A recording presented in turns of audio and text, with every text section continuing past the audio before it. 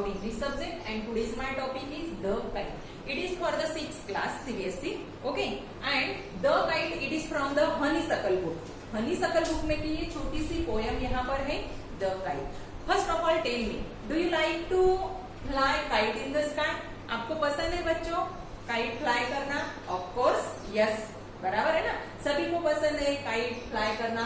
तो यहाँ पर देखो इस पोयम में क्लाइट जब फ्लाई करते हैं अपन, मतलब काइट जब अपन उड़ाते हैं स्काई में, तो उसकी सिचुएशन कैसी होती है और आखिरी में वो जब टूटकर नीचे आता है तो जो फ्लाई करता है उसको कितना मतलब वो कितना सैड हो जाता है, ये पूरा डिस्क्रिप्शन इस पोयम में आपको दिया गया है।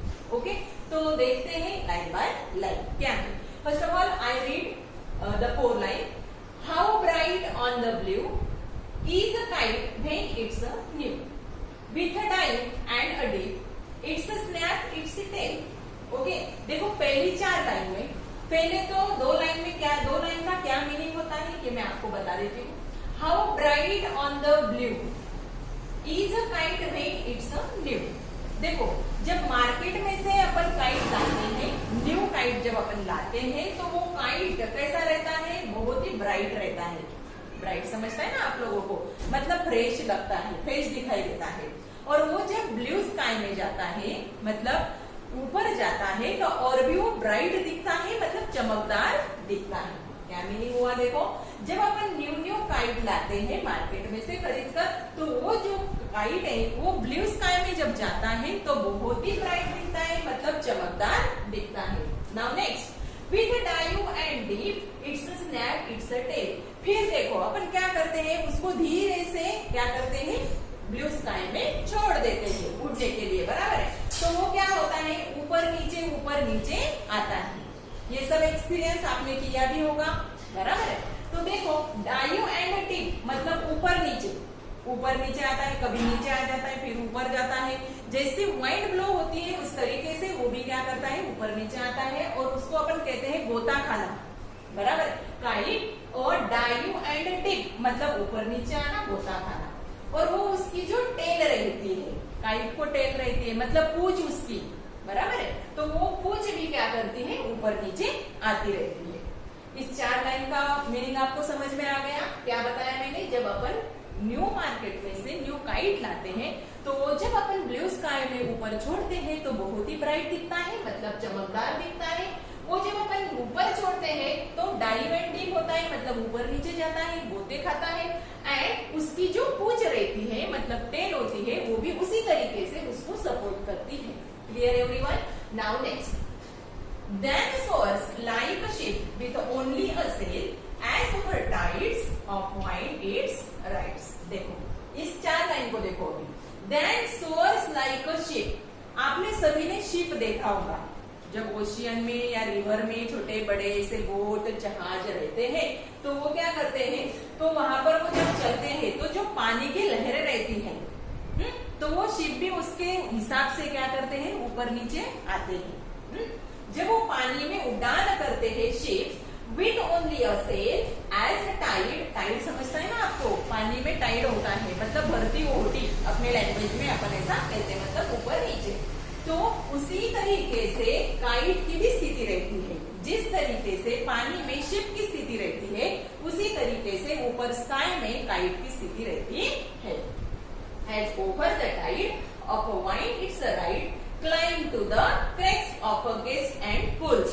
देखो जब अपन काइट उड़ाते हैं तो उसकी जो स्ट्रिंग रहती है मतलब डोरी जो रहती है, तो वो डोरी अपन क्या करते हैं, खींचते हैं, ऊपर नीचे होती है, और अपन उसको नीचे से क्या करते हैं, ढील देते हैं अपने लैंग्वेज में, बराबर है। तो gust and pulls then seem to the rest as a wind falls. और यदि वाइंड ही नहीं रहा, आपने बहुत ट्राई किया, मैंने भी मकर संक्रांति के दिन काइट उड़ाया था, पहली बार गया नहीं, नीचे आ गया, और दूसरी बार ट्राई किया और नीचे आ गया, लेकिन 3rd बार मस्त ऊपर जाने लगा।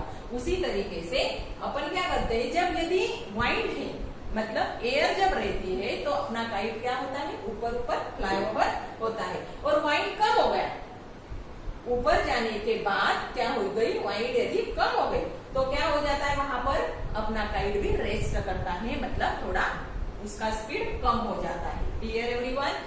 When sting goes slack, you might it back and run until a new breeze blow. और फिर जब तेज हवा आएगी, ओके, ब्लो जब होगी हवा, मतलब तेज हवा जब आएगी, तो फिर अपना काइट क्या करने लगेगा और फिर से उड्डान करने लगेगा. You wind it back and run until a new breeze blow. वो जब रेस्ट करेगा मतलब वो रुक जाएगा क्या वहां पर? नहीं, उसका स्पीड थोड़ा क्या हो जाएगा, कम हो जाएगा. बट और तेज हवा आने के बाद और वो उसी तरीके से उसके स्पीड में ऊपर ऊपर जाते रहेगा.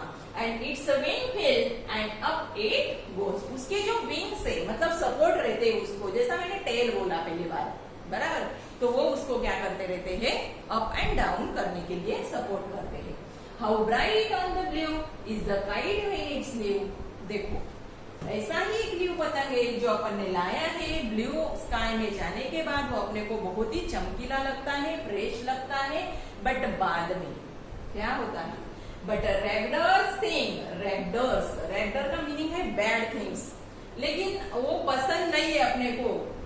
अपन इतना मतलब 1-2 घंटा उसमें स्पेंड करते हैं उड़ाने के लिए, अपने को मजा आता है, लेकिन अपने को ऐसा भी लगता है कि कंटिन्यूअसली ऐसा ही चलता रहे, बट कुछ तो भी हैपन होता है. क्या होता है, you never will see when it flap on a string in the top of a tree. कोई तो भी काइट आता है और उसमें उसकी स्ट्रिंग और इसकी स्ट्रिंग क्या हो जाती है, अटक जाती है, बराबर है, और वो पतंग कट जाता है. और कट होने के बाद वो कहां पर जाके आता है, टॉप ऑफ अ ट्री. जो ट्रीज होते हैं उसके ऊपर आ जाते हैं. कोई काइट तो पूरा मतलब पूरा उसका पार्ट होके नीचे आता है. तो ये जब अपन देखते हैं तो ये बहुत ही बैड होता है, मतलब ये अपने को अच्छा नहीं लगता है. किनको अच्छा नहीं लगता है, ये जो उसको उसके लिए बहुत सारा समय वेस्ट करते हैं, एक हॉबी रहती है, बराबर है. तो फिर उनको बाद में क्या हो जाता है, वो बहुत ही बैड फील करते हैं कि अरे अपन ने इतनी कोशिश की, फिर लेकिन वो पतंग क्या हो गई, कट गई. और यदि अपन ने सामने वाले की पतंग कट कर दी तो अपन खुश हो जाते हैं, लेकिन यदि अपनी पतंग किसी ने यदि कट कर दी तो फिर अपने को बैड फील होता है. क्लियर एवरीवन, ध्यान में आ गया? एक बार और बताती हूँ इन शॉर्ट. देखो, जो मार्केट में से अपन न्यू पतंग लाते हैं वो बहुत ही ब्राइट रहती है और ब्लू स्काई में जाने के बाद और भी वो चमकीली लगती है, ब्राइट लगती है. जब उसकी पतंग की जो टेल होती है, टेल मतलब उसकी जो पूंछ रहती है, वो पूंछ भी उसको पतंग को ऊपर नीचे करने में क्या करती है, सपोर्ट करती है. जब वो ऊपर जाते, जैसा फॉर एग्जाम्पल यहाँ पर उन्होंने कंपैरिजन करके बताया है अपने को, जब सी में मतलब ओशन में क्या होता है, टाइड्स होती है, ऊपर नीचे बढ़ती ओटी, ऐसा उसको कहा जाता है, बराबर है. तो उसी समय उसके ऊपर यदि कोई शीप होगा तो वो शीप भी क्या होगा, थोड़ा बहुत ऊपर नीचे होगा. उसी तरह से जैसी पानी की स्थिति और शीप की स्थिति है सी में, वैसी ही स्थिति स्काई में किसकी है, काइट की है. ये यहाँ पर दिखाया है उन्होंने.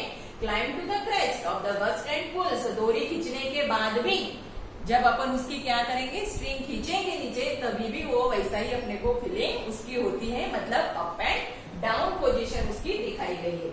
और फिर थोड़ी देर बाद यदि वाइंड कम हो गया, मतलब हवा कम हो गई, तो फिर वो काइट क्या करता है, थोड़ी समय के लिए वो रेस्ट करता है.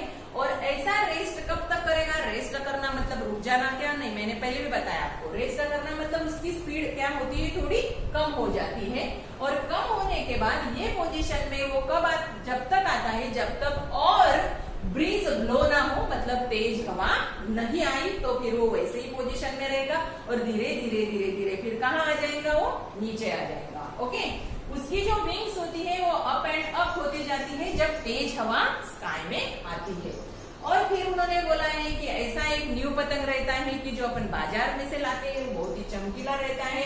और फिर बाद में उसका क्या हो जाता है, वो अपन देख नहीं सकते. क्या होता है कि किसी एक का पतंग आता है और उसकी जो स्ट्रिंग होती है वो कट जाती है, मतलब वो दोनों काइट्स मिक्स हो जाते हैं और वो काइट अपना नीचे आ जाता है. और नीचे आके फिर वो कहाँ पर गिरता है, टॉप ऑफ अ ट्री के ऊपर वो गिर जाता है. क्लियर एवरीवन, ध्यान में आ गया आपको सभी को? छोटी सी पोएम है, मीनिंगफुल है. इसी पोएम से अपने को ये भी समझ सकता है कि ऐसे ही अपने लाइफ में भी अप एंड डाउन होते रहते हैं। मतलब अपन बोलते हैं ना सुख दुख, बराबर है। तो सुख आने के बाद दुख आता है, जैसा डे होता है फिर उसके बाद नाइट ही रहती है, नाइट ही आती है। ऐसा नहीं कि डे के बाद डे ही आएगा। देखा है क्या आपने कभी? ऐसा नहीं। दिन हो गया मतलब उसके बाद क्या होने वाली है? शाम या रात होने ही वाली है। रात के बाद नया दिन आने वाला है। वैसे अप डाउन हर एक के लाइफ में होता है। एनिमल्स हो या कोई और हो या ह्यूमन बीइंग हो, उसके लाइफ में भी ऐसे ही अप एंड डाउन आते रहते हैं। तो उनको फेस करना अपना काम है। मतलब आपके भी लाइफ में अभी और कुछ अप एंड डाउन आएंगे, आप उसको फेस करो और आप उसमें से रास्ता निकालो। Clear everyone? ये इसमें से अपने को समझना है। समझ में आ गया सभी को? If you like my explanation please subscribe my channel and like my video also. Thank you.